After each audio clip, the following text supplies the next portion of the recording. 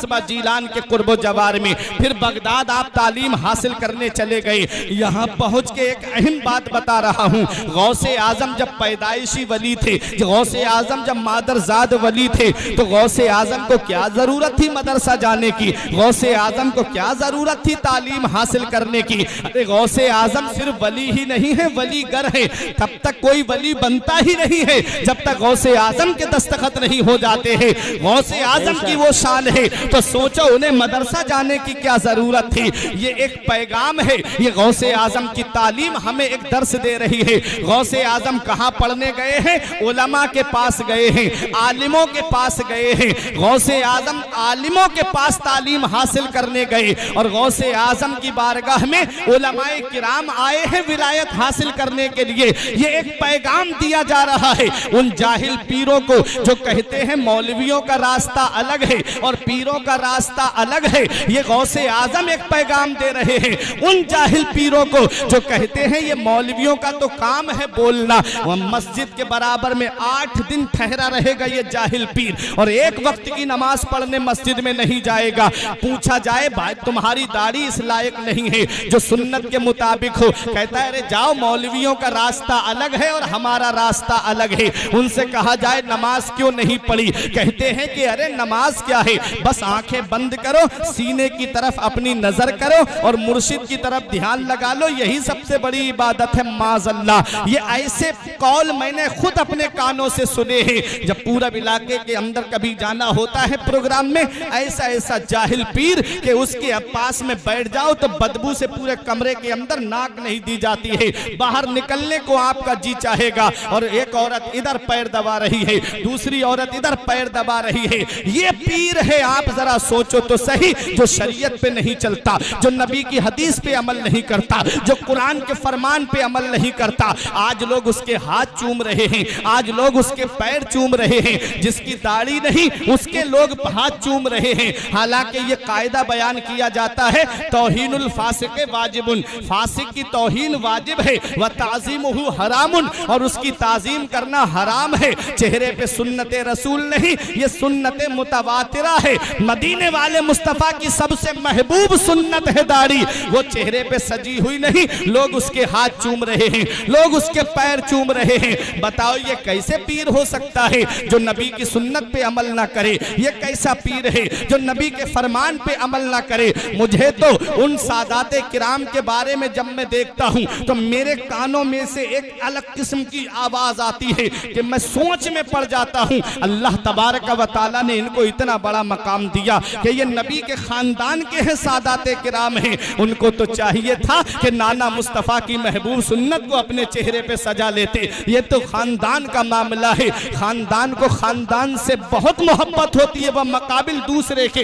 इतना याद रखना प्यारे मुसलमानों, इतना याद रखना, दिल की तख्ती पे लिख करके ले जाना, जो सुन्नत रसूल को चेहरे पे नहीं सजाता है, इतना याद रखना कब्र में जब वो जाएगा तो मदीने वाले मुस्तफ़ा उससे अपना चेहरा अनवर फेर लेंगे। जब नबी अपना चेहरा फेर लेंगे तो कौन है जो कब्र में उसके काम आएगा? मेरा इमाम कहता है उनको रहम आए तो आए वरना, उनको रहम आए तो आए वरना, वो कड़ी मार है क्या होना है, छुप के लोगों से किए जिसके गुनाह वो खबरदार है क्या होना।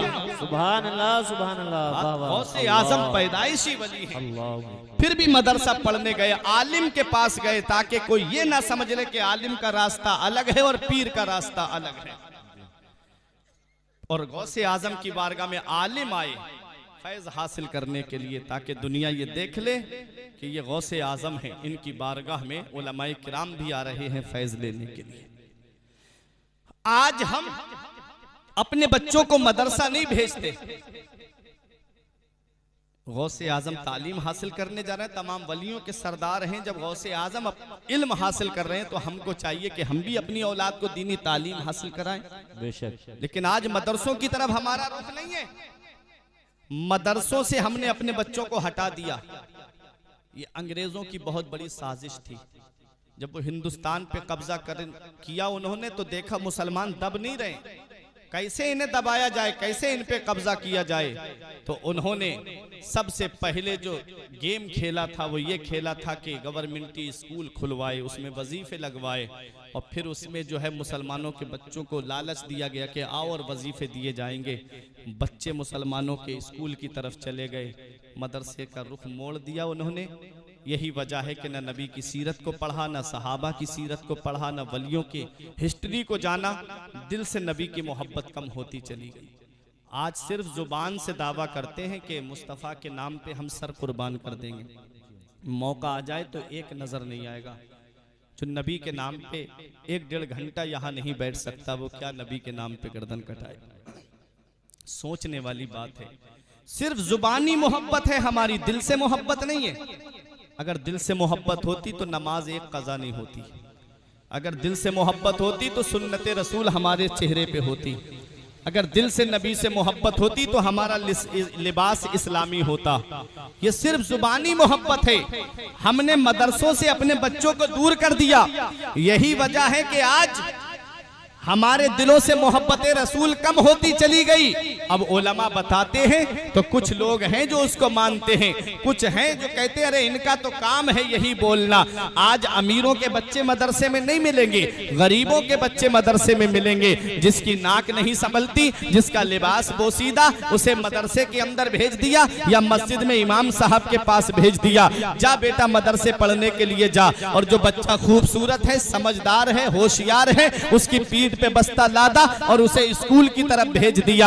ये आज हमारी जहनियत है। लेकिन अल्लाह की शान देखो, चंद साल नहीं गुजरते, जिस बच्चे को तुमने कुंद जहन समझा, जिस बच्चे को तुमने गबी समझा, जिस बच्चे को तुमने बोसीदा समझा, जिस बच्चे को तुमने बदसूरत समझा, चंद साल नहीं गुजरते हैं, अल्लाह के कुरान की बरकत देखो, वो इन उलमाए किराम के पास आता है और चंद सालों में वो हाफिज कुरान बन करके मुसल्ले पे खड़ा होकर के अपनी कौम को नमाज पढ़ाता नजर आता। ये शान है। और इतना याद रखना, आप सोचो दीनी तालीम से हट करके हम कामयाब हो जाएं तो आप कामयाब नहीं हो सकते। दीनी तालीम से आप मदरसों से अपने बच्चों का रुख मोड़ दीजिए, ईमान बचाना मुश्किल हो जाएगा। यूनिवर्सिटीज के अंदर जाइए, कॉलेज के अंदर जाइए, ईमान बचाना मुश्किल हो जाएगा। ऐसे ईमान के लुटेरे बैठे हुए हैं। बचपन ही से जब बच्चा कॉन्वेंट स्कूल में जाता है तो बचपन ही से उसके जहन में डाला जाता है ईसा इज द गॉड, ईसा अल्लाह के बेटे हैं, माज़अल्लाह। और आप पूछ लीजिए जो बच्चा पढ़ता हो कॉन्वेंट स्कूल में, खाली ईसा इज द बोलिए आप, आगे खुद कह देगा वो गॉड। ये उनको रटाया जाता है बच्चों को। और जब बच्चा पढ़ा हुआ होगा मदरसे का तो कहेगा कि नहीं, वो खुदा के बेटे नहीं हैं, वो खुदा के रसूल हैं, वो खुदा के नबी हैं, वो खुदा के पैगंबर हैं। ईमान बच जाएगा उसका। आप मदरसों की तरफ अपने बच्चों को रुख कराइए, अपने बच्चों को दीनी तालीम दीजिए। हाँ, मैं जानता हूँ बच्चा आलिम बन गया, मौलवी बन गया, हाफिज बन गया तो पैसे जरूर कम कमाएगा, लेकिन तुमको वो ताज अल्लाह तबारक व तआला इन उलमा के जरिए अता फरमाएगा, हाफिज के जरिए, आलिम के जरिए, जिसकी रोशनी आसमान के चांद सूरज से ज्यादा होगी।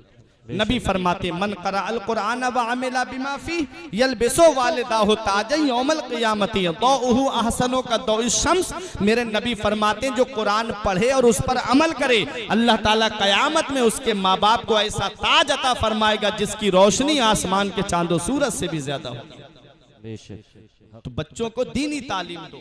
और इतना याद रखना मेरे बुजुर्गों, ये आप भी जानते हो, ये उलमाए किराम भी जानते हैं, आज जिस औलाद को मोबाइल चलाने से फुर्सत नहीं मिलती, आप क्या उम्मीद कर सकते हो कि मरने के बाद वो तुम्हारी कब्र पे जाकर के सूरह यासीन पढ़ देगी। जिस औलाद को आज अपने मसरूफियात से फुर्सत नहीं है, आप क्या उम्मीद कर सकते हो कि वो आपकी कब्र पे जाकर के कुरान पढ़ेगी। इसलिए इल्मी साहब का ये शेर लिख लो कि पढ़ के तू कुरान को अब जमा कर ले कुछ सवाब, कब्र पर फिर कौन आए फातिहा के वास्ते, काम वो कर ले प्यारे जिसके 22 कब्र में, बागे रिजवा से खुले खिड़की हवा के वास्ते, काम दोजक के किए जन्नत का है उम्मीदवार, कसरे जन्नत तो बना है पारसा के वास्ते। तो अपने बच्चों को मदरसे का रुख कराओ। ये बात मैंने इसलिए बोली कि जब औलाद हाफिज होगी, आलिम होगी, तो वो नमाज पढ़ेगी, और जब नमाज पढ़ेगी तो ये दुआ करेगी, रब्बनगफिरली वले वालिदैया वलिल मुमिनीना यौम यक़ूमुल हिसाब, जिसका तर्जमा ये है, ए अल्लाह मुझे बख्श दे, मेरे माँ बाप को बख्श दे और तमाम मोमिनीन को बख्श दे। तो इसलिए इस हाल में अपनी औलाद को छोड़ के जाओ कि जब जनाजा